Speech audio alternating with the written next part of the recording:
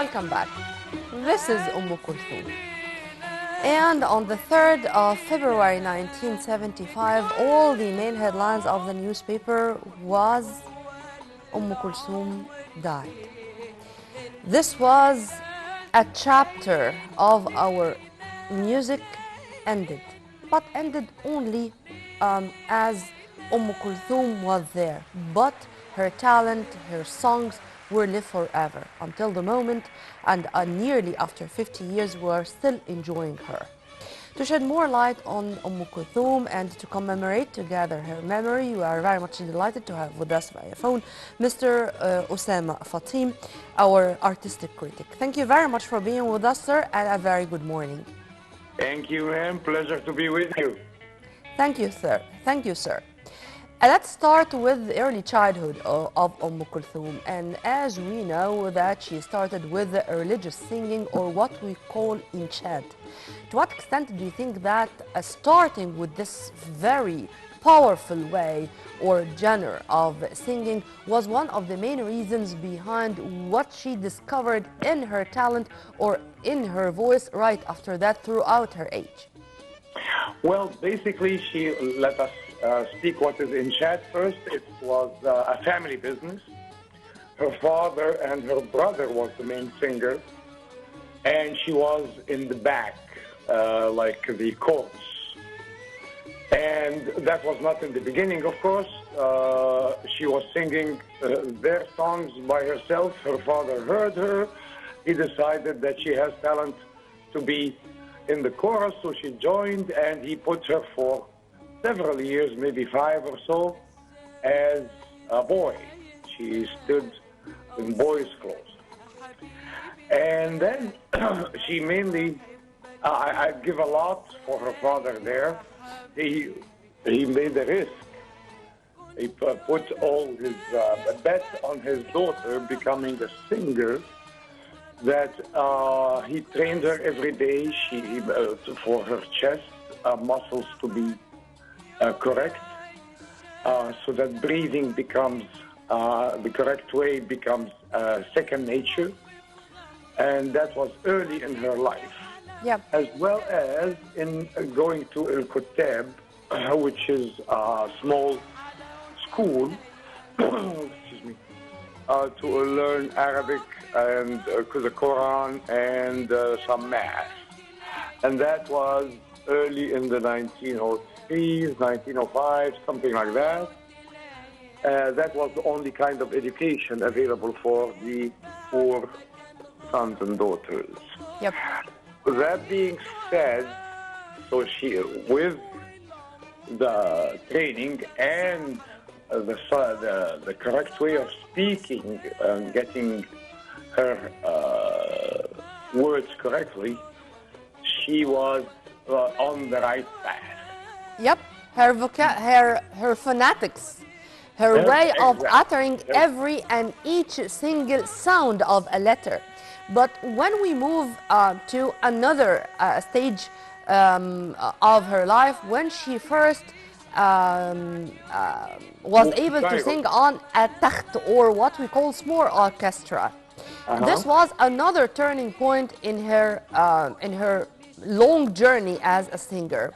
She was very keen even to choose each musician. She was a perfectionist, taking into consideration that she is responsible in front of her audience and of her fans, even responsible for the performance of each musician. How do you see this, or how do you see her perfectionism?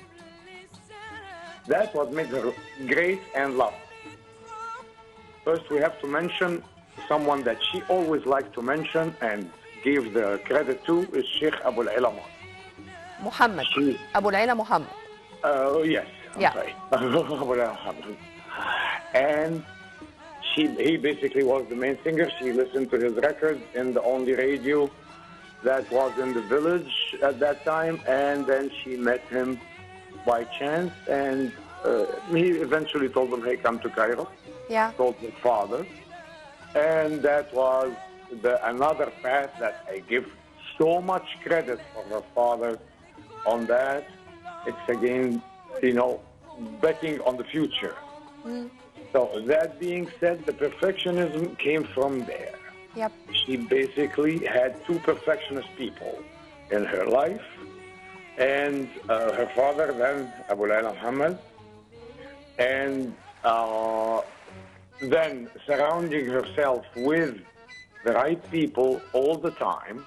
She became, with her radio and records, she became very well known among the elite class. Yep.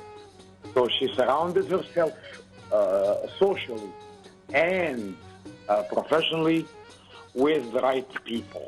Yep. The right people in that time is very hard to mention. So as you mentioned, every musician, every Poet. song, Yeah. every the words, all that has been what passed. This is under, what I she wanted was a to talk foundation. about in Simple more as that. details, Mr. Fateem. I mean, to learn from every single person around her. She learned something from the great poet Rami. She learned something from the great musician Al-Asabgi.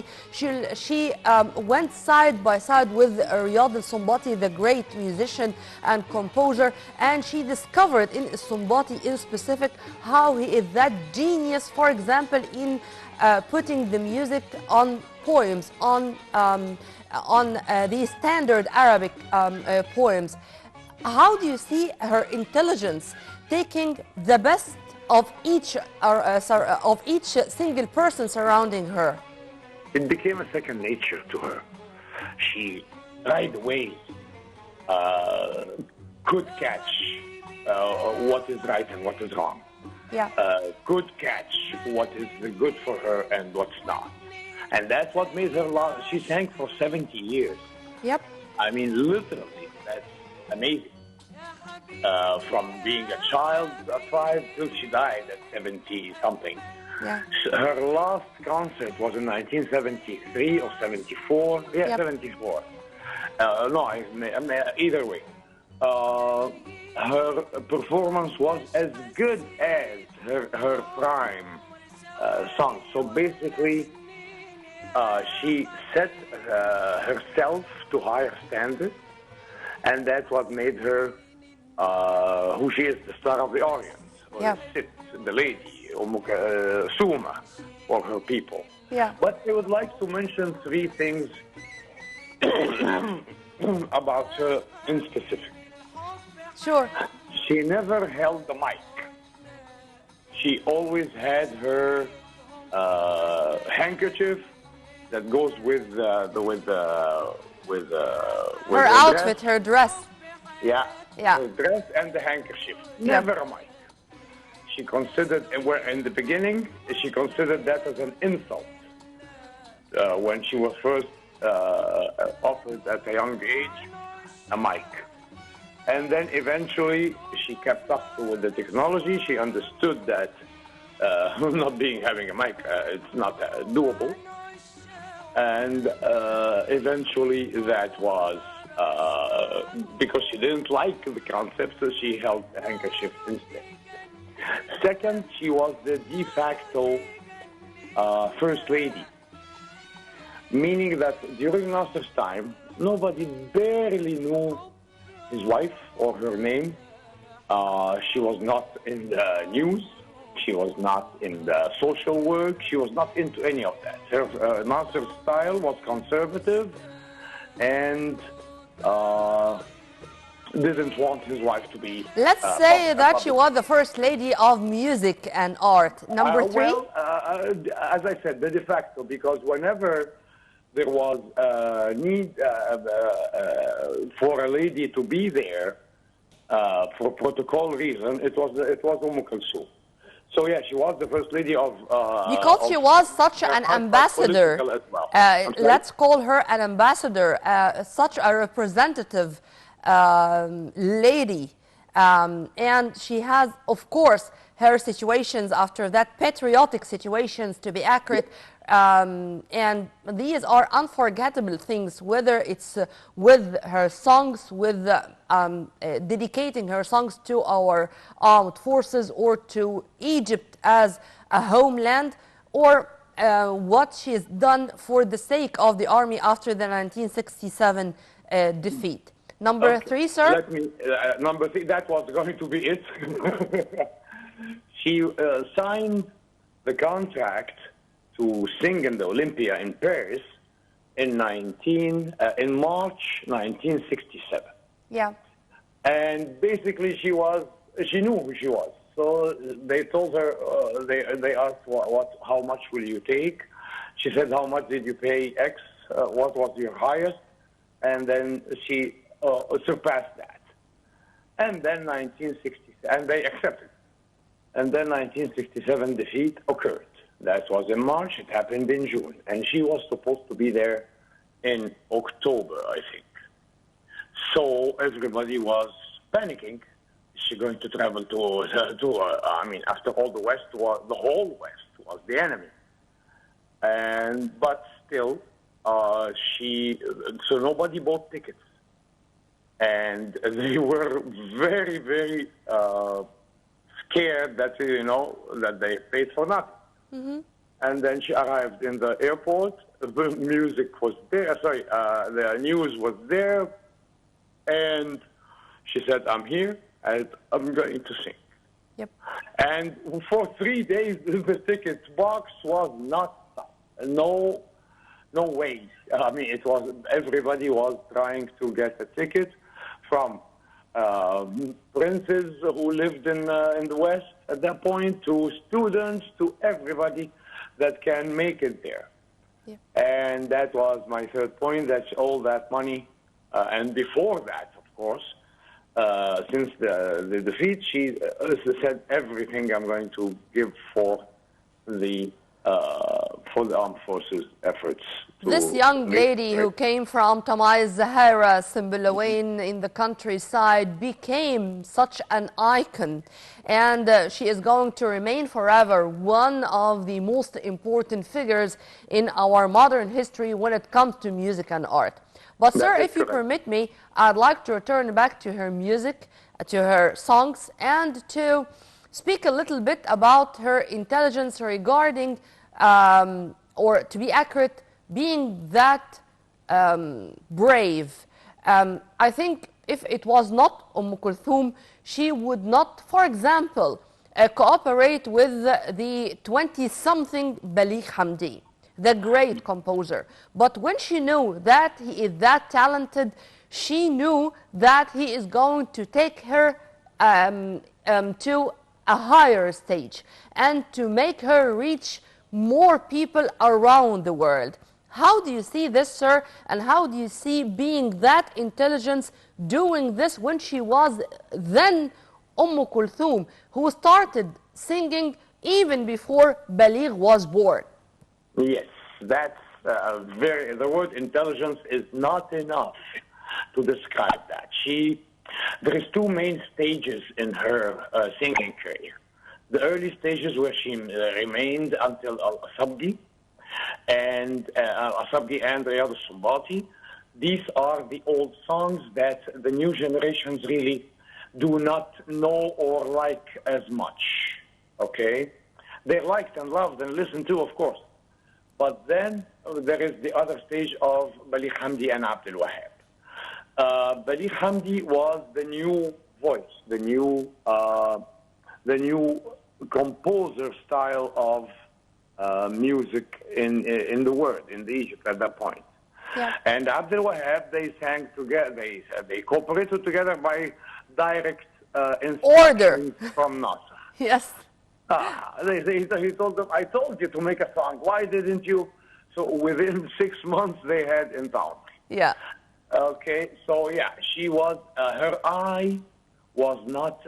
She was not a lazy achiever. Once you achieved a certain point, then you don't really want anything more. I mean, you can retire happily and easily. But that was not acceptable either by her fans or by herself. Mm. So she sang and then died. I mean, literally, she died 3 months after her last concert, and she had a very specific way of singing that basically she sang for 3 hours once a month, and that was for 6 months. Oh, yeah, the season was 6 months about. A new song every month. I mean, she sang some of her No, old not stuff, of a course. new song every month, but every first Thursday of each month. I think this was her date with all Egyptians. And when it comes to a date with Kulthum, nobody can miss it.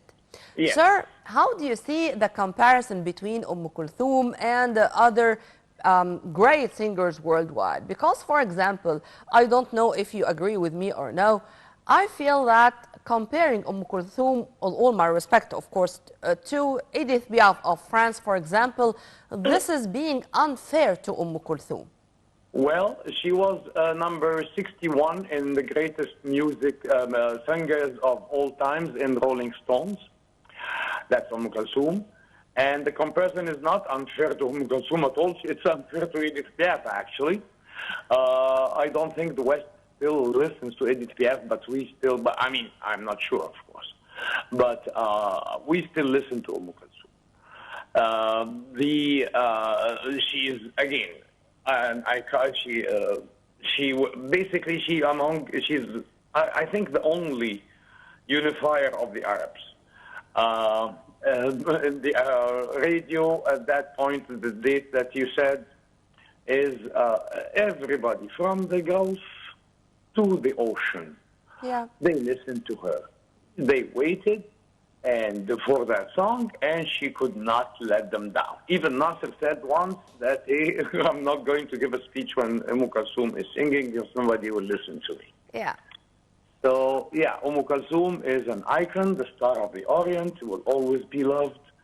And she gave, actually, and she was surrounded by other great singers and musicians, but it was her that always won. And I want to make another point that she said she made 3 or 4 movies. And then a book came out in her life, Yeah. and about her Kamal al-Nagmi, I think. And she stopped. She never came out straight and said that she didn't like to be an actor. But if he wrote that she didn't want to pursue that career, this means that she didn't like it, and she did not. The comparison here would be with a whole range of starlets that she would maybe she would have lost in that.